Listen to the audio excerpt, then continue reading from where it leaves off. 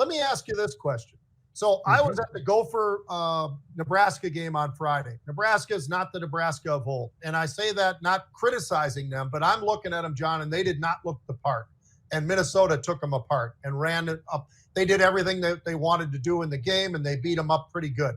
The problem is sitting there, I'm analyzing it going, wow, these guys are not, they don't look like the Nebraska players of old. And I don't know how to describe that look, but they don't have that look. They didn't look confident.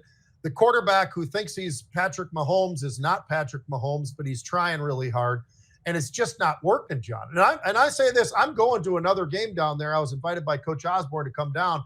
So I'm really excited to go down there in a couple weeks. But I got to tell you, that they're not the special team that they once were. Now, you know who is special? Ohio State. Because when you watch all these games that come every Saturday, right, and we sit there and we're like, holy smokes, is it UCLA now? I mean, because UCLA's made this huge comeback, and I know you know that. But here's something. How about this that nobody talks enough about? Ohio State's defense. You know how many points they give up on average, John? 6. 6 points is their average for their defense.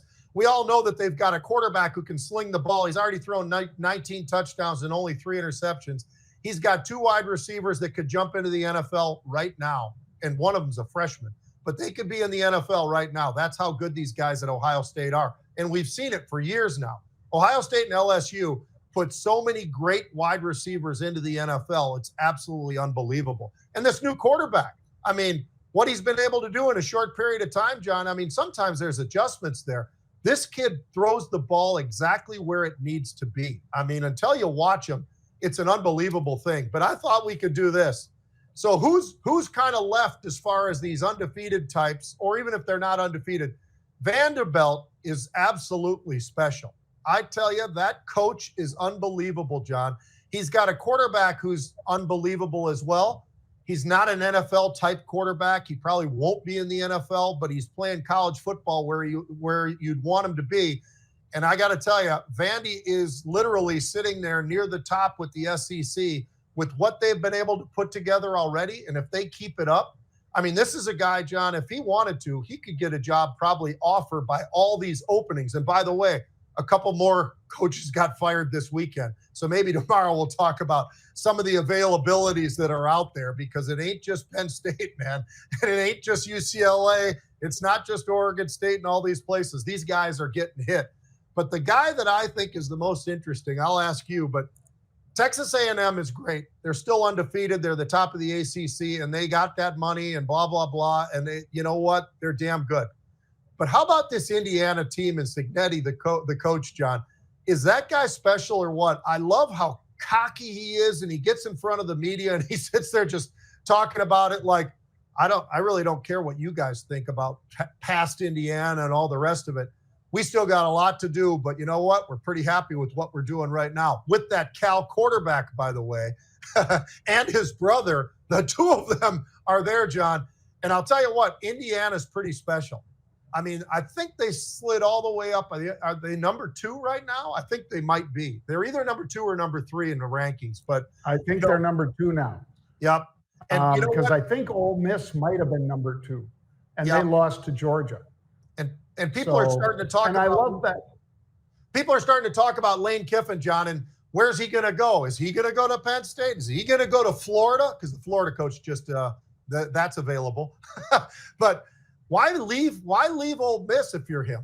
That's the only thing I don't understand. Why is that a better job than the Ole Miss job? I don't see why it's a better job at all. And by the way, that offensive line at Ole Miss is pretty special. They are big, athletic, strong, and they do not have a bunch of guys with the big guts, John. These guys are big, strong, mean suckers and pretty damn good. Now, it doesn't mean that they're perfect, because they're not, but I'll tell you what, if I'm Lane Kiffin, I'm not sure why I need to go anywhere outside of Ole Miss. That's a beautiful place.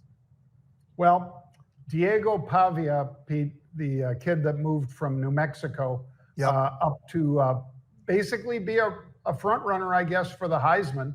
Yep. He looked great. You know, his numbers aren't really Heisman numbers, in my opinion, Pete.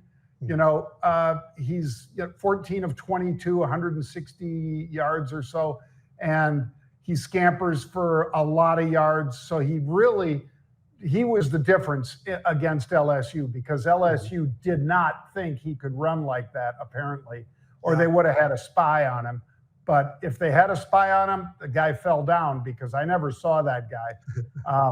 A spy, folks, for those of you who don't follow it quite as much, is usually like a strong safety or something like that, or sometimes a linebacker that basically mirrors wherever the quarterback is to try to keep him from doing exactly what Diego did, which was run for about 86 or 90 yards.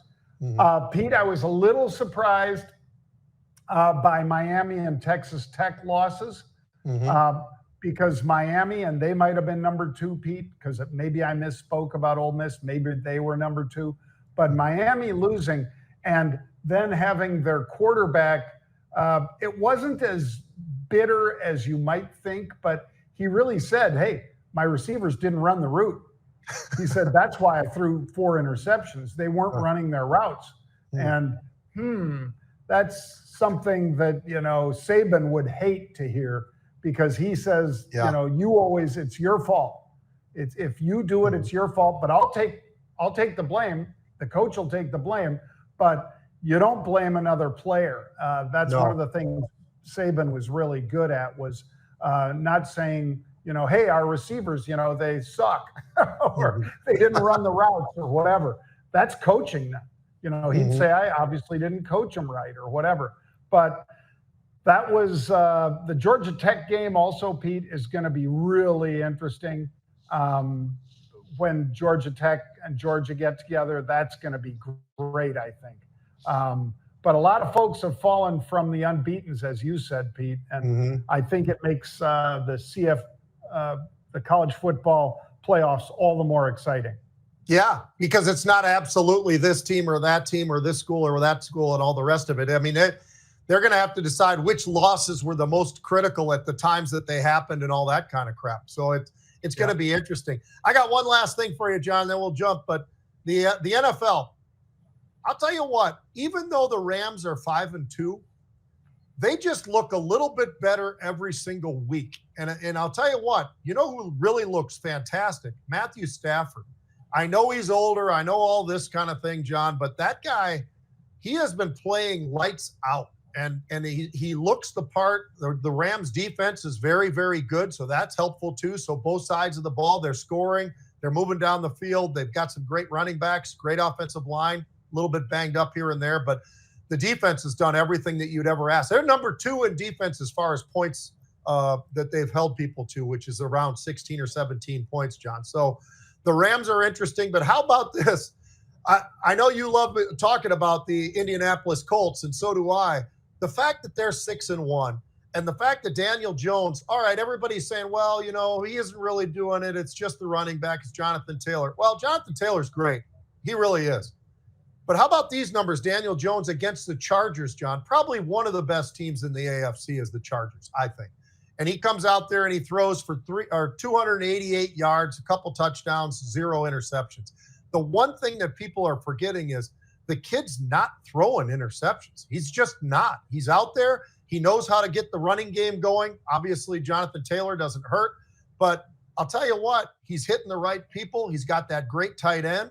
I mean, across the board, you start looking at the Colts and you're like, wow, is this team for real? And I think right now they are, because defensively they are, offensively they are, special teams they are. They are doing everything that it takes, and nobody wants to acknowledge still that the Colts are damn good. They all are like, well, Daniel Jones, it's gonna implode. Maybe it will, but right now the kid's playing lights out, and he's one of the best quarterbacks right now in the game. It's amazing. Well, I got to throw out to my Chicago Bears, Pete. Yeah. Because as you know, 4-game win streak. They started the season losing the first 2. Now they've got a 4-game win streak, and during this win streak, 8 interceptions, 10 sacks. It looks, I'm not going to say 85 Bears, but I'm going to say they look like a really good defense. And that's what you're going to have if you're going to play Detroit and Green Bay. because those guys can put up points. But the Bears, no 100-yard receiving against them, Pete. Dennis Allen, that D coordinator, just has them hitting on all cylinders. So I really like that. Let's leave it on this one, Pete. What do you think tonight with Tampa Bay, one of your favorite teams that we talk about all the time? Yeah. I love Tampa, John, and I think they're on a roll. I think they're a team that really has their focus, right? I mean, they've got good running backs. We've got a quarterback that everybody loves now, and I love that he's been able to get to where he is, right? I mean, I think he's arguably one of the best quarterbacks as a winner that we've watched in a long time. I mean, the guy just manages to do the right things, not make a lot of mistakes. He does have great receivers. He's got a really good offensive line, and Tampa's back with that Buccaneer defense. I like everything about them. I think they are one of the best teams in the NFC. I mean, I know I just said the Rams, but I think that the Tampa and the Rams are probably the two front runners. And I'll tell you, your Chicago Bears, they are playing on both sides of the ball. They are doing all the right things. Your quarterback, who I always was very iffy on, is starting to convince me that maybe he is the quarterback that deserved to be the number one pick in the draft and all the rest of it, John. I mean, because they put enough pieces around him. That Bears team is actually pretty dangerous looking team. And I'll tell you what, it's a total up for grabs right now. And the Minnesota Vikings' biggest problem, and I've been on this for a long time, their defense can't stop people. They love to say how B-Flow, as they call him, Brian Flores, is the best defensive coordinator in football. No, he's not. They got linebackers that are too small. They got a D-line that's too small in the middle. And teams that are smart try to run the football on them and do pretty well when they do, John. And they give up a hell of a lot of yards, and they've been giving up way too many points. So why everybody thinks that he's the greatest defensive coordinator in football, I have no idea, because I'll tell you what, give me the Bears, give me the Colts, give me the Rams D coordinators. I'll take those guys every day, because they put them in the right position to win. And I think that's the key, is don't try to trick people. Just get up there and punch them in the mouth. I don't mean that literally, but that's the way you play football in the NFL. You beat the guy in front of you. Yep. Well, it's Lions by 6 tonight, Pete, at Ford Field. So I'm sure that swings a couple points in their favor, but I don't know. I mean, Baker and that team, could they put up a surprise on the Lions tonight?